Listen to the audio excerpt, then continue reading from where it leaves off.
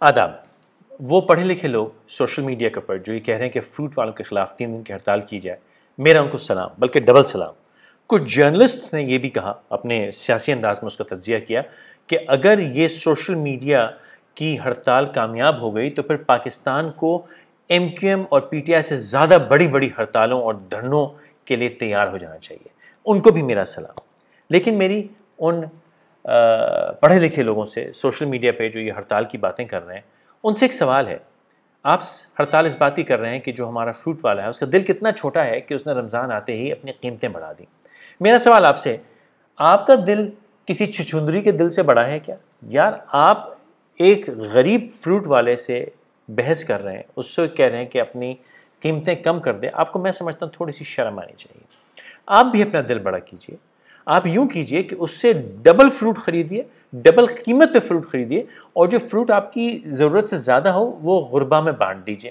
تب تو میں کہوں کہ بھئی دیکھیں، آپ نے رمضان کی اسپرٹ پوری کی. کیا آپ نے پورا تولنا شروع کر دیا؟ کیا آپ نے جھوٹ بے ایمانی ختم کر دی؟ کیا آپ نے ٹریفک کے قوانین پہ عمل کرنا شروع کر دیا؟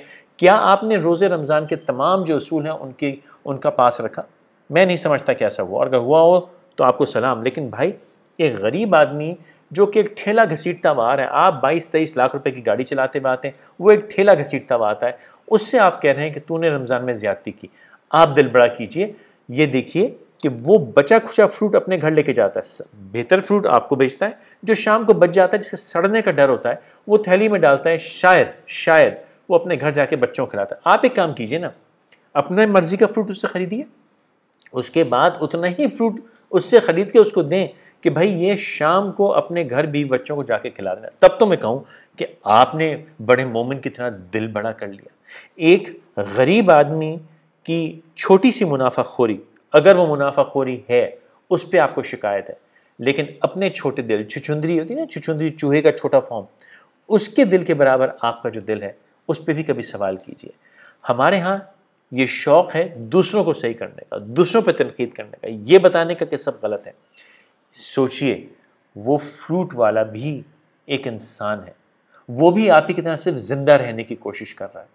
اس کی زندگی کا بھی صرف ایک مقصد ہے، خوش رہنا. یعنی کہ he is trying to survive and be happy just like you. وہ صرف اور صرف سروائیو کرنا، خوش رہنے کی کوشش کر رہا ہے آپ کی طرح.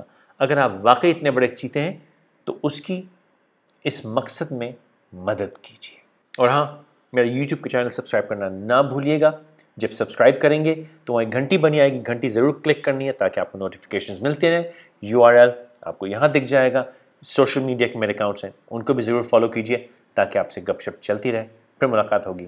آداب.